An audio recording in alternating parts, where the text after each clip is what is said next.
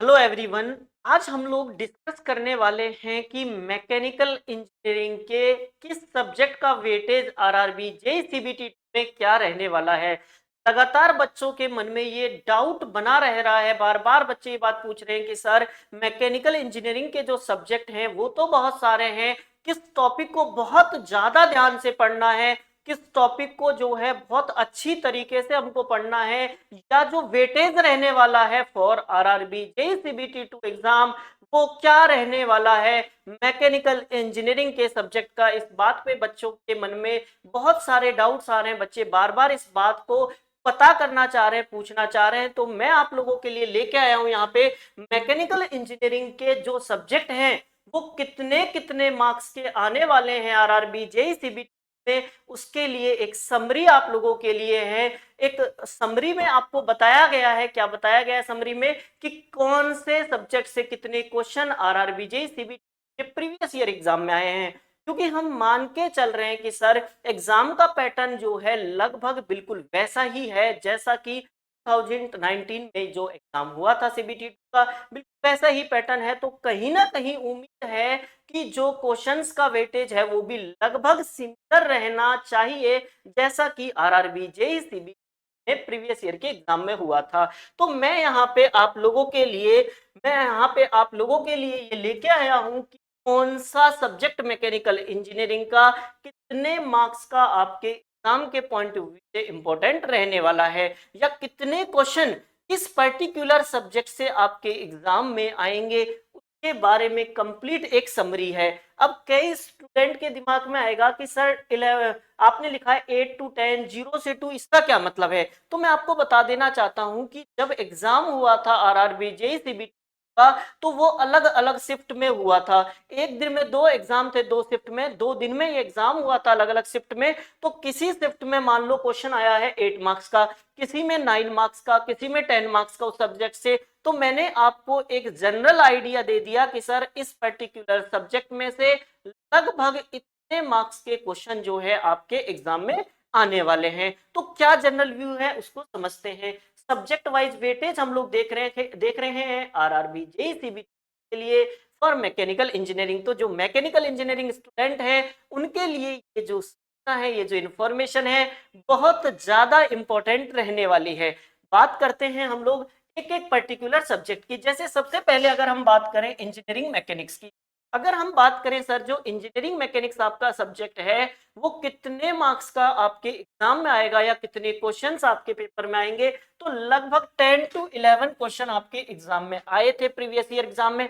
अब 10 to 11 का मतलब क्या है सर, किसी शिफ्ट में 10 क्वेश्चन थे, किसी में 11 थे, किसी में 10 थे, किसी में 11 थे। तो ऐसे करके जो आपका इंजीनियरिंग मैकेनिक सब्जेक्ट है वो लगभग 10 to 11 मार्क्स का आया था। ये इंफॉर्मेशन आपके लिए बहुत इंपॉर्टेंट है, आप बहुत ध्यान से समझना भाई।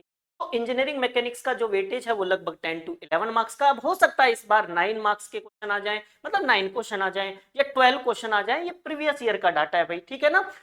के अलावा अब बात करते हैं सर इंजीनियरिंग मैकेनिक्स में क्या क्या इंपॉर्टेंट है। तो मैं आपको साथ के साथ में आपका सिलेबस के टॉपिक भी आया हूं। तो आप इस चीज से बिल्कुल भी परेशान ना हो कि सर इसमें भी इंजीनियरिंग मैकेनिक्स में भी कौन कौन से टॉपिक पढ़ने जो हमारे सिलेबस में गिवन है। अब सिलेबस में धीरे धीरे आपको एक्सप्लेन करूंगा। तो यहाँ पे बात करें इंजीनियरिंग मैकेनिक्स की बात करें तो ये 10 to 11 मार्क्स का आपका आएगा एग्जाम में। स्ट्रेंथ ऑफ मटेरियल, जिसको कि आप सोम कहते हैं, ऑफ मटेरियल जिसको आप सोम कहते हैं, उसका जो वेटेज है इस एग्जाम में वो है आपका 8 to 10 मार्क्स। मतलब किसी में कहीं ना कहीं 8 मार्क्स के क्वेश्चन, कहीं 9 और कहीं 10 मार्क्स के क्वेश्चन इस पर्टिकुलर टॉपिक में देखने को मिले हैं। तो स्ट्रेंथ ऑफ मटेरियल का भी अच्छा वेटेज है भाई मैकेनिकल के स्टूडेंट के लिए, कितना लगभग 8 to 10 मार्क्स का। फिर बात करें theory of machine, theory of machine से ज्यादा क्वेश्चन नहीं आया आपके एग्जाम में। थ्योरी ऑफ मशीन से आपके एग्जाम में बहुत ज्यादा क्वेश्चन नहीं आए, किसी शिफ्ट में एक क्वेश्चन था, किसी में एक भी नहीं था, किसी में दो क्वेश्चन थे। तो अगर थ्योरी ऑफ मशीन की बात करें तो थ्योरी ऑफ मशीन से जो प्रीवियस ईयर एग्जाम का वेटेज है वो बहुत कम था, वो लगभग था सर 0 से लेके 2 मार्क्स तक आपका वेटेज था। फिर बात करें अगर हम मशीन डिजाइन की, मशीन डिजाइन से भी ज्यादा क्वेश्चन आपके नहीं आए मैकेनिकल में। मशीन डिजाइन से भी जो क्वेश्चन थे लगभग लेके 4 मार्क्स तक के क्वेश्चन आए थे, मतलब अलग अलग शिफ्ट में 2 4 मार्क्स के क्वेश्चन आपके देखने को मिले थे। फिर बात करते हैं सर मशीन डिजाइन के बाद में फ्लूइड मैकेनिक्स। मैकेनिक्स का अच्छा वेटेज रहा आप लोगों के लिए, मैकेनिकल वालों के लिए ओम और एफएम का जो वेटेज है आरआरबी जी वो लगभग अच्छा रहता है ना। तो भाई आप ध्यान रखें, जो फ्लूइड मैकेनिक्स है वो लगभग आपके कितने मार्क्स का आया, 8 से 10 मार्क्स का आया। मतलब क्वेश्चनों की बात करें तो क्वेश्चन भी लगभग 8 से 10 ही क्वेश्चन आपके आए थे, क्योंकि हर क्वेश्चन आपका 1 मार्क्स का पे होगा। हाइड्रोलिक मशीन की बात करें तो हाइड्रोलिक मशीन में जनरली 1 या 2 क्वेश्चन टरबाइन या पंप से कभी कभी जाते हैं, तो हाइड्रोलिक मशीन का वेटेज ज्यादा नहीं है, 0 से 2 मार्क्स का। फिर सर सबसे ज्यादा वेटेज किसका है, बच्चों के दिमाग में रहता है ना, सबसे पहला क्वेश्चन तो बच्चों के दिमाग में ये रहता है कि सर आप ये बताइए सबसे ज्यादा वेटेज किसका है। क्यों? क्योंकि सबसे ज्यादा वेटेज जो होगा सर उसको सबसे ज्यादा पढ़ेंगे। तो अगर बात करें सबसे ज्यादा वेटेज का तो वो प्रोडक्शन इंजीनियरिंग से है। इसमें लगभग आप ऐसा कह सकते हो सर टोटल 100 मार्क्स का टेक्निकल होता है, जिसमें से 38 से 40 क्वेश्चन, मतलब कहीं पे 35 36 37 38, तो इस टाइप से क्वेश्चन जो है आपके एग्जाम में आए थे। तो भाई जो प्रोडक्शन इंजीनियरिंग है उसका वेटेज शानदार है। आप ये ध्यान रखना, प्रोडक्शन इंजीनियरिंग एक तरफ और बाकी सारे सब्जेक्ट एक तरफ, तो ये बहुत ही इंपॉर्टेंट टॉपिक आपका रहेगा प्रोडक्शन इंजीनियरिंग को बहुत ध्यान से पढ़ना है भैया ना। इसका जो वेटेज था वो क्या था, 38 से लेके 40 मार्क्स तक आपके आए थे। फिर बात करें मटेरियल साइंस की, तो मटेरियल साइंस का भी वेटेज, मटेरियल साइंस सब्जेक्ट देखने में ऐसा छोटा है लेकिन उसका वेटेज काफी था। इसमें अगर बात करें मटेरियल साइंस में का वेटेज जो है वो काफी अच्छा था, 8 से 10 मार्क्स के क्वेश्चन यहाँ पे देखने को, मतलब अलग अलग शिफ्ट में अलग अलग टाइप के क्वेश्चन थे। फिर बात करें सर थर्मोडायनेमिक्स की, तो थर्मोडायनेमिक्स से भी अच्छे क्वेश्चन आए थे आपके, लगभग 6 क्वेश्चन जो है थर्मोडायनेमिक्स से आपके आए थे। मतलब किसी एग्जाम में 2 में 5, किसी में 6, मतलब वेरिएशन ज्यादा देखा गया थर्मोडायनेमिक्स में। तो थर्मोडायनेमिक्स की अगर बात करें तो आपके एग्जाम में for RRB T2 mechanical engineering student के लिए कितने थे, 1 से 6 क्वेश्चन। फिर हमारा सब्जेक्ट है आरएसी और आईसी। आरएसी से अगर बात करें तो 1 या 2 क्वेश्चन आए थे। जनरली आरएसी से क्वेश्चन रेफ्रिजरेंट से ज्यादा पूछे गए थे, है ना, रेफ्रिजरेंट रेफ्रिजरेशन इफेक्ट वगैरह के क्वेश्चन ज्यादा पूछे गए थे, और लगभग ये थे 1 से 3 मार्क्स के क्वेश्चन थे, 1 से 3 मार्क्स। आईसी इंजन से भी ज्यादा क्वेश्चन नहीं पूछे गए थे, 2 या 3 क्वेश्चन पूछे गए थे, जिसमें बेसिकली ऑटो डीजल साइकिल से ही क्वेश्चन ज्यादा पूछे जाने की संभावना है। पावर प्लांट इंजीनियरिंग की बात करें तो सर 2 से 3 मार्क्स के क्वेश्चन थे, पावर प्लांट से भी 2 से 3 मार्क्स के क्वेश्चन थे। हीट ट्रांसफर से बहुत कम 1 या 2 क्वेश्चन देखने को मिले थे सर। अगर हीट ट्रांसफर की बात करें तो हीट ट्रांसफर से कभी किसी शिफ्ट में एक भी क्वेश्चन नहीं था, किसी में एक क्वेश्चन था, किसी में 2 क्वेश्चन थे। इस टाइप से हीट ट्रांसफर के अंदर आपके क्वेश्चन देखने को मिले। इंडस्ट्रियल इंजीनियरिंग का वेटेज ठीक ठाक रहता है सर। इंडस्ट्रियल इंजीनियरिंग से आपके लगभग 8 से 10 मार्क्स के क्वेश्चन आपके एग्जाम में देखने को मिले थे। ये जो क्वेश्चंस बता रहा हूँ या ये जो मार्क्स मैं आपको बता रहा हूँ, आपके ईयर एग्जाम में आरआरबी जेईसीबी उसके बिहाफ पे, उसके बेसिस पे बता रहा हूँ। इस बार हो सकता है थोड़ा बहुत चेंज, बाकी ऑलमोस्ट तो सेम ही रहना है सब कुछ, क्योंकि सर सिलेबस वही है, एग्जाम पैटर्न वही है, तो लगभग जो है इसी तरह के पैटर्न को फॉलो किया जाना चाहिए। तो आपके एग्जाम में कौन से सब्जेक्ट कितने मार्क्स के थे, ये सबसे इंपॉर्टेंट इन्फॉर्मेशन आप लोगों के लिए लेके आया हूँ। तो बिल्कुल आपके सामने आपको यहाँ पे दिखाई दे रहा होगा सर। एक बार वापस से आप ध्यान से देख लीजिए। इसके अलावा अगर बात करें तो सर, इसके अलावा बात ये थी सर प्रिपरेशन कैसे करें। आपने मार्क्स तो बता दिया, अब प्रिपरेशन कैसे करें, पढ़ाई कैसे करनी है, वो एक इंपॉर्टेंट पहलू था। तो उसके लिए आपको क्या करना है सर, आरआरबी जेईसीबी के लिए एक्सप्रेस बैच हम लोग आपके लिए लेके आए हैं। क्या लेके आए हैं, एक एक्सप्रेस बैच आप लोगों के लिए लेके आए हैं आरआरबी जेईसीबी के लिए, जिसमें लाइव और रिकॉर्डिंग दोनों टाइप की क्लासें होंगी। आपको थ्योरी बैच मिलेगा, प्रैक्टिस बैच मिलेगा, फ्री क्लास पीडीएफ होगी, डेली क्विज होगी और डाउट सेशन भी आप लोगों को रखा जाएगा। तो ये जो एक्सप्रेस बैच है ये आपके लिए बहुत इंपॉर्टेंट है। एक्सप्रेस बैच आपके लिए बहुत इंपॉर्टेंट है अगर आप आरआरबी प्रिपरेशन कर रहे हैं। और सबसे बड़ी बात सर, इसकी जो प्राइस है वो भी एकदम नॉमिनल प्राइस है 999, और इसकी वैलिडिटी कब तक है, जब तक आपका आरआरबी का एग्जाम नहीं हो जाता तब तक जो है आप इन सारी क्लासेस को देख सकते हो। इसका जो प्राइस है वो है 999।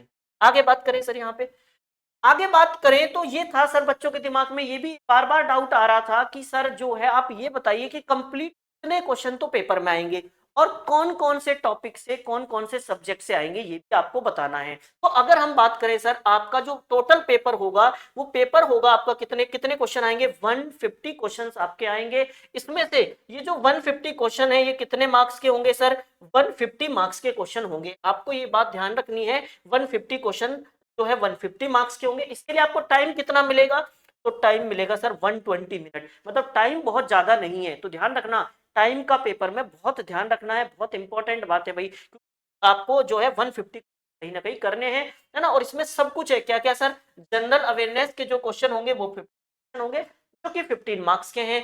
फिजिक्स और केमिस्ट्री के 15 क्वेश्चन होंगे जो 15 मार्क्स के हैं। इसके अलावा बेसिक कंप्यूटर एंड एप्लीकेशन के 10 क्वेश्चन होंगे जो कि कितने मार्क्स के हैं सर, 10 मार्क्स के हैं। Basic of environment and pollution के भी 10 क्वेश्चन होंगे जो आपके 10 मार्क्स के हैं। के अलावा टेक्निकल एबिलिटी, मतलब अभी जो हमने बात की थी इंजीनियरिंग, जैसे अगर आप मैकेनिकल इंजीनियरिंग स्टूडेंट हैं तो मैकेनिकल इंजीनियरिंग आएगा आपका 100 मार्क्स का। अगर आप इलेक्ट्रिकल इंजीनियरिंग स्टूडेंट है तो इलेक्ट्रिकल, और अगर आप सिविल इंजीनियरिंग स्टूडेंट हैं तो आपके सिविल इंजीनियरिंग के सब्जेक्ट आएंगे 100 मार्क्स के। ऐसे करके टोटल 150 मार्क्स के है आपका एग्जाम होगा, 120 मिनट में करना होगा, और 150 क्वेश्चंस आपके एग्जाम में आने वाले हैं। बात यह है सर, मिनिमम, कई बच्चों के दिमाग में ये भी रहता है सर, मिनिमम कितने मार्क्स लाएं कि से कम पे तो पास हो ही नहीं सकते। सर ये मिनिमम का कोई मतलब वैसे नहीं है, क्योंकि कम कट ऑफ जाती नहीं है। फिर भी आप लोगों की तसल्ली के लिए मैं बता दूं, अगर आप जनरल के ईडब्ल्यूएस के स्टूडेंट हैं तो आपको 40% मार्क्स लाने हैं। अगर आप ओबीसी और एससी के स्टूडेंट हैं आपको 30% मार्क्स लाने हैं। और अगर आप एसटी के स्टूडेंट हैं तो आपको 25% जो है मार्क्स लाने हैं। अगर आप इससे कम मार्क्स लेके आते हैं, अगर आप इससे कम मार्क्स लेके आते हैं तो कोई मतलब नहीं है, मतलब सर आप जो है उस कंडीशन में कभी भी पास नहीं हो सकते इस एग्जाम में। मिनिमम क्राइटेरिया है, और कट ऑफ तो इससे वैसे भी ज्यादा ही जानी है, तो ये बहुत ज्यादा काम की बात आपके है नहीं भाई। ठीक है, इसके अलावा एक इंपॉर्टेंट सूचना ये है सर कि एग्जाम में आपको वर्चुअल कैलकुलेटर लेके जाना है। एग्जाम नहीं, वर्चुअल कैलकुलेटर मिलेगा, लेके नहीं जाना सर। एग्जाम में आपको वर्चुअल कैलकुलेटर मिलेगा, आपको खुद से कैलकुलेटर नहीं लेके जाना है। मतलब जब आप पेपर देंगे तो साइड में आपको जो है कैलकुलेटर ओपन हो जाएगा, वहां सारी कैलकुलेशन आपको करनी होगी। यहाँ पे वर्चुअल कैलकुलेटर आपको मिलेगा फॉर RRBJ एग्जाम। अलावा अगर हम लोग बात करें तो ये एक्सप्रेस बैच है, जिसमें ये सारी इन्फॉर्मेशन आपको पहले ही बता दी थी कि सर ये सब कुछ आपको मिलने वाला है 999 में। अब बात करते हैं सर सिलेबस क्या क्या है। सर ये तो पता चल गया सब्जेक्ट से कितने क्वेश्चन आएंगे, ये भी पता चल गया कि पेपर का पैटर्न क्या है। अब बात करते हैं मैकेनिकल इंजीनियरिंग स्टूडेंट के लिए कि सर हमारा सिलेबस क्या है, एक बार ये तो बताइए। तो अगर हम बात करें इंजीनियरिंग मैकेनिक्स की, तो इंजीनियरिंग मैकेनिक्स में आपका सिलेबस में क्या क्या होगा, रेजुलेशन ऑफ फोर्सेस होंगे, लॉ ऑफ पैरेललोग्राम होगा, लामी थ्योरम वगैरह होगी, सारा का सारा आपका जो है मोमेंट ऑफ इनर्शिया, सेंट्रोइड वगैरह होगा, मोशन होगा, 2D प्रोजेक्टाइल मोशन होगा, डीअलेम्बर्ट प्रिंसिपल होगा, ये सारा का सारा law of conservation of energy, law of conservation of momentum, ये सारा सिलेबस जो है इंजीनियरिंग मैकेनिक्स का आपका होने वाला है। तो आपको इंजीनियरिंग मैकेनिक्स को बिल्कुल सिलेबस के पॉइंट ऑफ व्यू से क्या करना है सर, प्रिपेयर करना है। सिलेबस के पॉइंट ऑफ व्यू से ही आपको जो है प्रिपरेशन को करना है, ताकि हम लोग जो है बिल्कुल सटीक बात कर सकें और सीधा सटीक जो है क्वेश्चन का जवाब दे सकें। नेक्स्ट अगर मटेरियल साइंस की बात करें तो सर मटेरियल साइंस से भी ज्यादा आपके मुश्किल क्वेश्चन नहीं आते इसमें। जैसे प्रॉपर्टी ऑफ द मटेरियल आ जाता है, हार्डनेस क्या होगा, टफनेस क्या होगा, ब्रिटलनेस क्या होगा, डक्टिलिटी क्या होगी, ये सारी, फटिक क्या होगा, क्रिप क्या होगा। इसके अलावा हीट ट्रीटमेंट प्रोसेस कौन कौन से क्या क्या होंगे, एनिलिंग क्या होता है, नॉर्मलाइजिंग क्या होता है, ये सारा का सारा जो है, हार्डनिंग, टेम्परिंग, ये सारा का सारा पार्ट जो है आपका मटेरियल साइंस से आपके सिलेबस में है। अलावा स्ट्रेंथ ऑफ मटेरियल से बात करें तो क्या क्या होगा, जनरली आपका क्या क्या होता है भाई, स्ट्रेस क्या होगा, स्ट्रेन क्या होगा, थर्मल स्ट्रेस क्या होगा, स्ट्रेन क्या होगा, है ना। इसके अलावा जो है अगर आपके सिलेबस के पॉइंट ऑफ व्यू से बात करें तो शियर फोर्स क्या है, बेंडिंग मूवमेंट क्या है, रेजिलेंस क्या है, प्रूफ रेजिलेंस क्या है, मॉड्यूलस ऑफ रेजिलेंस क्या है, ये सारी बातें आपसे एग्जाम में पूछी जाएंगी। आपके बीम के बारे में, cantilever beam, simply supported beam, SFD, BMD, ये सारी चीजें आपके जो है स्ट्रेंथ ऑफ मटेरियल सब्जेक्ट के पॉइंट ऑफ व्यू से इंपॉर्टेंट है। इसके अलावा मशीनिंग वाले पार्ट से आपके क्वेश्चन पूछे जाएंगे। इसमें लेथ मशीन आपसे पूछ सकते हैं, लेथ मशीन के टाइप पूछ सकते हैं, single point cutting tool, single point cutting tool geometry आपसे पूछी जा सकती है, कटिंग के लिए अलग अलग रिलेशंस आपसे पूछे जा सकते हैं। तो ये सारी बातें आपको यहाँ पे ध्यान रखनी होगी। के अंदर, मशीनिंग प्रोसेस के अंदर, ये भी आपके पार्ट है। इसके अलावा बात करें सर, के अलावा बात करें तो क्या होगा, वेल्डिंग आपके सिलेबस में, इसमें क्या होगा सर, वेल्डिंग क्या होती है, वेल्डिंग कितने टाइप की होती है, अलग अलग वेल्डिंग के अंदर बात करें तो कौन कौन से इक्विपमेंट यूज में लिए जाएंगे, उनसे रिलेटेड पूछा जा सकता है, किस वेल्डिंग में टेम्परेचर वगैरह क्या क्या होते हैं, ये सारी बातें आपसे पूछी जा सकती हैं। क्लासिफिकेशन वेल्डिंग का, कौन सी इलेक्ट्रोड यूज में लेंगे, ये सारी बात, कौन सा जो है आप लोग डिफरेंट डिफरेंट टाइप के मेटल, कौन ऑक्सी एसिटिलीन वेल्डिंग क्या होती है, ये सारे के सारे जो वेल्डिंग से रिलेटेड पार्ट है वो आपसे पूछे जा सकते हैं। जनरली MIG और TIG से तो क्वेश्चन आता ही है ना भाई, तो ये बहुत इंपॉर्टेंट है आपका वेल्डिंग के पॉइंट ऑफ व्यू से टॉपिक है। इसके अलावा ग्राइंडिंग और फिनिशिंग के क्वेश्चन आपके आएंगे, ग्राइंडिंग टूल के बारे में आपसे पूछा जाएगा, लैपिंग, सुपर फिनिशिंग, ये सारी बातें जो है ग्राइंडिंग और फिनिशिंग टॉपिक से आपके पूछी जाएंगी। इसके अलावा मेट्रोलॉजी की अगर बात करें, मेट्रोलॉजी की बात करें तो बहुत इंपॉर्टेंट टॉपिक है भाई, छोटे बहुत बेहतरीन क्वेश्चन बन जाते हैं इसमें से। स्लिप गेज के बारे में, डायल गेज के बारे में पूछ लेता है। ये एक ऐसा पार्ट है जिसको जनरली बच्चे जो है इतना ध्यान से नहीं पढ़ते, तो आपको बहुत ध्यान से पढ़ के जाना है भाई, है ना। आपको ये देखना है सर इंटरफेरोमीटर क्या होगा, माइक्रोस्कोप मेजरिंग डिवाइस क्या होती है, इंस्पेक्शन क्या होगा मशीन पार्ट्स का, ये सारी बातें जो है आपके एग्जाम के पॉइंट ऑफ व्यू रहने वाले। इसके अलावा बात करें तो सर फ्लूइड, आपका फ्लूइड मशीन और हाइड्रोलिक मशीन, फ्लूइड मैकेनिक्स और हाइड्रोलिक मशीन, FM और HM से भी क्वेश्चन आपके एग्जाम में पूछे जाते हैं। तो आपको फ्लूइड मैकेनिक्स में तो जनरली जो है क्वेश्चन आपके या तो बेसिक प्रॉपर्टी से पूछे जाएंगे, फ्लूइड में Newtonian, non Newtonian, pseudo plastic, big plastic, dilatant, ये सारे इनसे रिलेटेड पूछे जाते हैं, या फिर कहीं ना कहीं बर्नौली इक्वेशन और एप्लीकेशन वगैरह जो है वहां से क्वेश्चन आपके ज्यादा पूछे जाने की संभावना रहती है, बायोन्सी फोर्स वगैरह से, है ना। तो ये सारी बातें, अगर हम बात करें आपका HM की, के अलावा जो है HM में कहाँ से, मैंने आपको पहले भी बताया, HM में जनरली क्वेश्चन टरबाइन या पंप से आपका पूछ लिया जाता है, तो ये सारी बातें हमको ध्यान में रखनी है। इसके अलावा सर बात करें तो मैकेनिकल का ज्यादा सिलेबस है नहीं, इसके अलावा इंडस्ट्रियल इंजीनियरिंग, सर इंडस्ट्रियल बहुत इंपॉर्टेंट है। इंडस्ट्रियल भी जनरली क्या होता है, इंडस्ट्रियल क्यों टफ पड़ता है बच्चों के लिए, सामान्यतः क्या होता है जो SSC की तैयारी कर रहे होते हैं ना बच्चे, SSC JN की, तो इंडस्ट्रियल को इतना ध्यान से पढ़ते नहीं है क्योंकि सिलेबस में नहीं होता, तो इंडस्ट्रियल कई बच्चों के लिए बहुत नया होता है, तो कई लोग तो इसको छोड़ देते हैं, भाई छोड़ना नहीं है, बहुत ध्यान से पढ़ना है, बहुत इंटरेस्टिंग चैप्टर है इंडस्ट्रियल वाला भी, तो आपको ये इंडस्ट्रियल में ये सारी बातें जो है आपको ध्यान रखनी है। इंडस्ट्रियल जो है वो छोड़ जाना, कुछ भी पेपर में से नहीं छोड़ जाना, टेक्निकल तो सारा का सारा बहुत ध्यान से आपको पढ़ना है। इसके अलावा अपना थर्मल इंजीनियरिंग में आपके लॉ हो जाएंगे। इसके अलावा अलग अलग प्रोसेस आपसे पूछे जाएंगे, एंट्रोपी के बारे में आपसे पूछ लिया जाएगा, ये सारी इंफॉर्मेशन है आपसे पूछ लिया जाएंगे क्या क्या होगा। इसके अलावा अगर हम बात करें तो थर्मल इंजीनियरिंग में आपकी साइकिल, आईसी इंजन भी इसी में आ जाएगा, पूरा थर्मल वाला पार्ट है ना। आईसी इंजन में आपका कोई भी साइकिल आपसे पूछ ली जाएगी, auto cycle, diesel cycle, dual cycle, ये सारी साइकिल्स आपसे पूछ जाएंगी। RAC वाला पार्ट भी जो है आपका थर्मल इंजीनियरिंग के अंदर ही आता है, आपसे रेफ्रिजरेंट के बारे में पूछ लिया जाएगा, VCR साइकिल क्या होती है ना, वेपर एब्जॉर्बेशन साइकिल क्या होती है, सारी साइकिल के बारे में पूछ सकते हैं आपसे। एयर कंप्रेसर क्या होता है, रेफ्रिजरेशन साइकिल क्या होती है, रेफ्रिजरेंट प्लांट कैसे वर्क करते हैं, तो सारा का सारा सिलेबस जो है मैकेनिकल का है, मैंने आपको बहुत काफी डिटेल से आपको बता दिया है कि भाई कुछ जैसे कोई भी टॉपिक छोटा नहीं है, बहुत ज्यादा बड़ा सिलेबस नहीं है। अगर आप देखेंगे तो आपके 10 जो है सब्जेक्ट मेनली जो है आपके किस सिलेबस में, पूरा का पूरा नहीं है सर, जो है मेनली टॉपिक है, तो ज्यादा बड़ा सिलेबस नहीं है टेक्निकल का, मैकेनिकल इंजीनियरिंग। तो खास मेरी रिक्वेस्ट है कि आप कुछ भी टेक्निकल में से तो एटलीस्ट छोड़ के बिल्कुल भी पूरा बहुत ध्यान से पढ़ें। इसके अलावा अगर आप लोग राजधानी सीरीज ज्वाइन करना चाहते हैं, आप किसी भी ब्रांच से हैं, अगर आप इलेक्ट्रिकल से हैं तो 11 बजे से आप लोगों के लिए क्लास होती है, 2 बजे फिजिक्स की क्लास होती है, 4 बजे से मैकेनिकल इंजीनियरिंग की क्लास होती है और 7 बजे से सिविल इंजीनियरिंग क्लास होती है। तो अगर आप RRBJ के लिए प्रिपरेशन करना चाहते हैं, आपकी कोई भी ब्रांच इनमें से है, तो उस पर्टिकुलर टाइम पे आप हमारे नेक्स्ट इंजीनियर यूट्यूब सब्सक्राइब करके रखें, ताकि सारी इंफॉर्मेशन क्लासेस की आपको मिलती रहे। यूट्यूब पे हम लोग कंसेप्ट बेस्ड क्वेश्चन करते हैं, उसमें पहले क्वेश्चन को पढ़ते हैं, फिर क्वेश्चन से रिलेटेड क्या कंसेप्ट है उसके बारे में हम लोग देखते हैं और उस क्वेश्चन को सॉल्व करते हैं। इलेक्ट्रिकल इंजीनियरिंग की क्लास होती है सर की, ये क्लास होगी आपकी कितने बजे से सर, ये 11 बजे से होगी। यहाँ पे फिजिक्स की क्लास आप लोगों की होती है 2 बजे से। आपके लिए जो राजधानी सीरीज है इसमें फिजिक्स की क्लास होती है 2 बजे से। अगर हम बात करें सर मैकेनिकल इंजीनियरिंग की, तो ये क्लास आपकी होती है 4 बजे से राजधानी सीरीज के अंदर। इसके अलावा अगर हम बात करें तो आपकी सिविल इंजीनियरिंग की क्लास जो है वो शाम को 7 बजे होती है राजधानी सीरीज में। इस सारी की सारी क्लासेस में जो है हम लोग कंसेप्ट बेस्ड क्वेश्चंस को क्या करते हैं सर, सॉल्व करते हैं।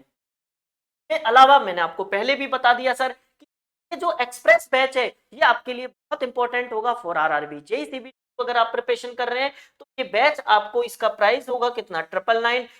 वैलिडिटी होगी जब तक आपका एग्जाम होगा, और आपको नेक्स्ट इंजीनियर एप्लीकेशन पे ये बैच मिल जाएगा। आप वहां से इस बैच को परचेज कर सकते हैं। तो आपने ये सारी इंफॉर्मेशन देखी अभी तक, कितने मार्क्स का कौन सा सब्जेक्ट होगा मैकेनिकल इंजीनियरिंग का, पेपर का पैटर्न क्या होगा। आई थिंक आपको ये सारी बातें बहुत अच्छे से समझ में आई होगी। तो अगर आप किसी प्रकार की बिना संशय के प्रिपरेशन करना चाहते हैं आरआरबी जेईई सीबीटी के लिए बेहतरीन प्रिपरेशन, तो आप नेक्स्ट इंजीनियर यूट्यूब चैनल को सब्सक्राइब करके रखें, नेक्स्ट इंजीनियर एप्लीकेशन को डाउनलोड करें और एक्सप्रेस बैच को जरूर परचेज करें। है। Thank you so much.